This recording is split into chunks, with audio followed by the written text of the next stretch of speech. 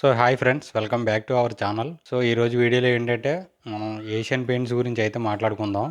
So Asian పెయింట్లో నాకు already 13 జనవరిని నేను ఇక్కడ ఒక 2% అయితే ఇన్వెస్ట్ చేశాను నా క్యాపిటల్లో. సో అగైన్ మళ్ళీ నిన్న ఒక 2% అయితే యాడ్ చేశాను అనమాట. సో ఏంటి ఏషియన్ పెయింట్ అంటే టాప్ మనకి ఇండియాలో టాప్ పెయింట్ కంపెనీ కదా. ఒక మనకి ఇప్పుడు 40% డిస్కౌంట్లో దొరుకుతుంది. చూడండి, 2021 నుంచి 3500, సుమారుగా 3500 ఈ లెవెల్ హై హై అక్కడి నుంచి మళ్ళీ ఈ స్టాక్ అనేది ఆ లెవెల్కి మళ్ళీ వెళ్ళలేదన్నమాట. అంటే వస్తుంది, దగ్గరికి వచ్చి టచ్ అవుతుంది, మళ్ళీ బ్యాక్ వస్తుంది. సో 2021 నుంచి జనవరి నుంచి ఇదే లెవెల్లో ఉండిపోయిందనమాట. సుమారు మనకి టాప్ నుంచి చూస్తే ప్రజెంట్ ఒక 33% డౌన్లో అయితే ట్రేడ్ అవుతుంది. ఎందుకు నేను ఇన్వెస్ట్ చేశాను అనేది చెప్తాను అనమాట. సో ఇది మెయిన్ ఏంటంటే నెంబర్ 1 ఇండియాలో నెంబర్ 1 పెయింట్ కంపెనీ ఇది. నాకు 33% అంటే 30% ఈ ఫాల్లో మనకి 30% డౌన్లో అయితే ట్రేడ్ అవుతుంది. సో ఇంకొకటి ఏంటంటే ఇక్కడ మనం చూసారంటే చూడండి, మనం ఒకసారి దీని గురించి మనం స్క్రీనర్లో చూద్దాం. సో ఇది ఏషియన్ పెయింట్ తాలూకు డీటెయిల్స్ చూడండి. లార్జెస్ట్ హోమ్ డెకర్ కంపెనీ అనమాట. అంటే పెయింట్స్లో లార్జెస్ట్ కంపెనీ అంటే హోమ్ సెగ్మెంట్లో అనమాట. హోమ్ డెకర్ సెగ్మెంట్లో 80 years, more than 80 years old ఉంది. రకరకాల బ్రాండ్స్ ఇవన్నీ ఉన్నాయి చూడండి. సో ఇది నెక్స్ట్ ఏంటంటే హోమ్ డెకరేటివ్ బిజినెస్లో 84% అయితే ఉందన్నమాట.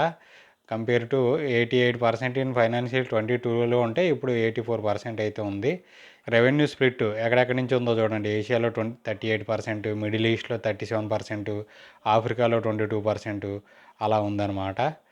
నెక్స్ట్ ఏంటంటే ఇండస్ట్రియల్ బిజినెస్లో 9%, ఇది ఇంటర్నేషనల్ బిజినెస్లో 7% ఉంది, అండ్ డెకరేటివ్ బిజినెస్లో 84%. ఇండస్ట్రియల్ బిజినెస్లో స్టేక్ ఇంక్రీజ్ చేసుకుందనమాట. ఇంతకుముందు ఫైనాన్షియల్ ఇయర్ 2022లో 2% ఉండేది, ఇప్పుడు ఏంటంటే 9% వరకు వెళ్ళిందనమాట. సో ఏమేమి బ్రాండ్స్ ఉన్నాయి దీంట్లో అనేవి ఇక్కడ రాశారు చూడండి. అలాగే మార్కెట్ లీడర్షిప్ కూడా ఇండియాలో నెంబర్ 1 ఇది లార్జెస్ట్ పెయింట్ ఇన్ ఇండియా అనమాట. సెకండ్ లార్జెస్ట్ ఇన్ ఏషియాలో second largest, 8th largest in the world. ప్రపంచం మొత్తంలోని 8th లార్జెస్ట్ అనమాట. 8th ప్లేస్లో ఉంది. అలాగే 55% in organised domestic paints, 55% share ఉందన్నమాట ఆర్గనైజ్డ్ డొమెస్టిక్ పెయింట్స్లో. అలాగే 60% ఇన్ డెకరేటివ్స్ పెయింట్ సెగ్మెంట్లో 60% ఉంది. అలాగే ఆటోమేటివ్ పెయింట్స్లో 20% ఉందన్నమాట. సో ఇది ఈ కంపెనీకి మొత్తానికి 160,000 రిటైల్ టచ్ పాయింట్స్ ఉన్నాయంట ఇండియాలో. సో ఆ డీటెయిల్స్ అన్నీ ఇక్కడ రాశాడు చూడండి. అలాగే R&D కూడా చేస్తూ ఉంది కంపెనీ. డెట్ అయితే కొంచెం కంపెనీకి ఉందన్నమాట.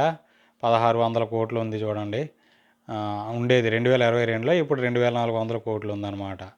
సో ఇది కంపెనీ ఏంటంటే ఫోకసింగ్ గాను ఇండస్ట్రియల్ బిజినెస్ మీద కూడా ఫోకస్ చేశారు, అలాగే హోమ్ డెకరేటివ్ మీద కూడా ఫోకస్ చేశారనమాట. సో ఇది ఓవరాల్గా కంపెనీ గురించి. ఇక మనం చూసినట్లయితే చూడండి, 2,25,000 కోట్ల మార్కెట్ క్యాప్ ఉంది కంపెనీకి. అలాగే ROCE వచ్చి 25% ఉంది, ROE వచ్చి 20% ఉంది. డివిడెండ్ 1% డివిడెండ్ ఈల్డ్ ఉంది. అలాగే డెట్ టు ఈక్విటీ కొంచెం వెరీ లెస్ ఉంది, 0.12% మాత్రమే ఉంది. సో ఇది ఈ కంపెనీ తాలూకు డీటెయిల్స్, మెయిన్ డీటెయిల్స్. ఇక మనం ఇందులోకి వెళ్ళామంటే చూడండి, రెవెన్యూ క్వార్టర్లీ రిజల్ట్స్లో చూస్తే మార్చి 2025 మార్చి 2024తో పోలిస్తే కొంచెం రెవెన్యూ అయితే తగ్గింది, 400 crore వరకును. సో అలాగే ఆపరేటింగ్ ప్రాఫిట్ కూడా మనకి ఒక 200 crore, అంటే 250 crore వరకు తగ్గిందనమాట. సో ఇక చూస్తే నెట్ ప్రాఫిట్ వస్తే 1,200 crore నుంచి 701 crore ఉంది కదా, చాలా 40% వరకు తగ్గింది అనుకుంటాం కదా. కానీ ఇక్కడ ప్రాబ్లం ఏంటంటే, ఇక్కడ విషయం ఏంటంటే ఇక్కడ ట్యాక్స్ అనేది 31% ఉందన్నమాట. ఇక్కడ మనకు 21% ఉంది, మనం ఇక్కడ చూస్తే 31% ట్యాక్స్ పే చేశారు. అందువల్ల ఏంటంటే మనకి ఆటోమేటిక్గా నెట్ ప్రాఫిట్ అనేది చాలా వరకు డిక్రీజ్ అయ్యింది. అలాగే ఇక్కడ డిప్రిసియేషన్ చూస్తే మనకు 268 కోట్లు ఉండేది, 300 కోట్లు ఉంది ఇక్కడ. అంటే డిప్రిసియేషన్ అనేది మన కంపెనీ ఇచ్చేది కాదు, ఆల్రెడీ పే చేసేసింది కాబట్టి ఇక్కడ కూడా ఒక 70 crore డిఫరెన్స్ వచ్చింది. అలాగే అదర్ ఇన్కమ్ కూడా ఒక 200 కోట్లు ఇక్కడ ఉంది. 2024 ఇక్కడ 2024లో 200 కోట్లు ఉంది.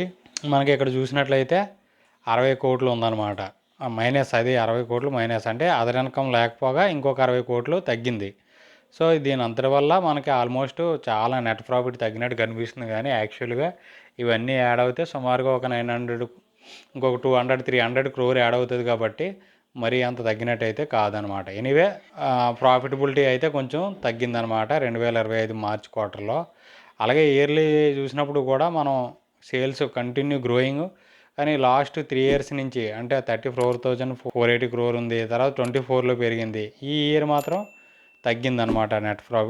సేల్స్ 34,000 క్రోర్ అయితే ఉందన్నమాట. అంటే ఒక 400 క్రోర్ తగ్గింది. అలాగే నెట్ ప్రాఫిట్ కూడా కొంత తగ్గిందనమాట ఈ ఇయర్. సో దీనివల్ల మనకి కంపెనీ అయితే డిస్కౌంట్లో ట్రేడ్ అవుతుంది. కానీ ఇక్కడ చూడండి every year return on equity 20% above ఉంది. రిజర్వ్స్ చూడండి కంటిన్యూ ఇంక్రీజ్ అవుతూ ఆల్మోస్ట్ 19,000 క్రోర్ అయితే ఉంది రిజర్వ్స్. డెట్ లిటిల్ బిట్ అనమాట, లాస్ట్ ఇయర్తో పోలిస్తే కొంచెం తగ్గింది, 2,290 కోట్లు అయితే ఉంది. సో ఇక ప్రమోటర్ హోల్డింగ్ చూస్తే మనకి 52.6% స్టేబుల్ ఉంది ప్రమోటర్ హోల్డింగు. ఎఫ్ఐఐ తగ్గించారు 15%, 13%, 12%, కానీ డిఐఏ అనేది ఇంక్రీజ్ అయ్యిందనమాట. రిటైల్ పబ్లిక్ ధర వెరీ లెస్ ఉంది చూడండి, 19% మాత్రమే ఉంది. సో అది ఓవరాల్గా ఏంటంటే ఈ నెట్ ప్రాఫిట్ తగ్గినది ఇండియా లార్జెస్ట్ కంపెనీ కాబట్టి నాకైతే ఈ కంపెనీ రెవెన్యూ మళ్ళీ ఇంక్రీజ్ అయిన తర్వాత ఈ కంపెనీ ఈ వాల్యూని అయితే టచ్ చేస్తుంది అగైన్. అంతా కండిషన్స్ బాగున్నాక ఈ టార్గెట్ని అయితే హిట్ చేస్తుందని చెప్పి నేను బిలీవ్ చేస్తున్నాను. అంటే 3,400 వరకు టార్గెట్ అయితే పెట్టుకున్నాను అనమాట. సో అది ఒకవేళ ఎక్కడి నుంచి ఒక 40% అప్సైడ్ అయితే టార్గెట్ అయితే ఉంది. వెంటనే ఇమీడియట్లీ అచీవ్ చేయకపోవచ్చు, టైం తీసుకోవచ్చు, ఎంత టైం పడుతుంది అనేది మనకు తెలియదు. కానీ ఒక 1 ఇయర్లో 1.5 ఇయర్ పట్టినా సరే మనకు 40%, ఒక ట్రేడ్లో 40% మనం గెయిన్ చేస్తున్నామంటే అది మనకి ఓకే కదా, హ్యాపీయే కదా, నాకైతే ఓకే. సో దీనికి సేమ్ మనకు స్టాప్ లాస్ ఏమి ఉండదు. ఒకవేళ ఇక్కడి నుంచి మార్కెట్ ఒకవేళ స్టాక్ ఫాలో అయ్యి ఇంకా ఫర్దర్గా ఒక ఈ లెవెల్స్ ఒక 20% అలా ఫాల్ అయితే అగైన్ మళ్ళీ నేను ఈ లెవెల్స్లో అయితే యాడ్ చేసుకుంటాను. ఎంత మిగతా క్వాంటిటీ ఈ లెవెల్స్లో అయితే యాడ్ చేస్తాను. ఇది బ్రేక్ అయ్యి ఈ లెవెల్స్లో కొంచెం ఎక్కడ స్ట్రాంగ్ సపోర్ట్స్ ఉందో చూసి అప్రాక్సిమేట్లీ ఈ లెవెల్స్లో యాడ్ చేయడానికి అయితే ట్రై చేస్తాను అనమాట. సో అది ఈ స్టాక్ గురించి, ఏషియన్ పెయింట్స్ గురించి. అలాగే మిగతా పెయింట్స్ కూడా అన్నీ మనకి డౌన్లోనే ఉన్నాయి. సో అది ఇక్కడ నుంచి ఒకవేళ టాప్ సైడ్కి వెళ్తే నాకు ఒక 40% వస్తుంది కాబట్టి, and India largest paint company కాబట్టి, పైగా నిఫ్టీ 50 కంపెనీ, పెద్ద కంపెనీ. సో అందుకని నేను ఇన్వెస్ట్ చేశాను అనమాట. సో ఈ వీడియో ఇది మీరు అబ్జర్వ్ చేయండి. మీరెవరు ఇన్వెస్ట్ చేయమని ఎలాంటి బై అండ్ సెల్ రికమెండేషన్ కాదు ఈ వీడియో. అబ్జర్వ్ చేయండి. ఒకవేళ మీరు టార్గెట్ హిట్ అవుతుందా లేదా చెక్ చేద్దాం. మీరు కానీ ఈ వీడియో కానీ నచ్చితే లైక్ చేయండి. అలాగే ఈ ఛానల్ మీరు ఫస్ట్ టైం వచ్చినట్లయితే చూడండి, తెలుగు ట్రేడర్ యూబీ ఇది మన ఛానల్లో మనం స్టాక్స్, ఈటీఎఫ్స్ గురించి మాట్లాడతాం. మీరు కానీ ఫస్ట్ టైం చూసినట్లయితే సబ్స్క్రైబ్ చేయండి. మరొక ఇంట్రెస్టింగ్ వీడియోతో మళ్ళీ కలుసుకుందాం. అంతవరకు సెలవు, బాయ్.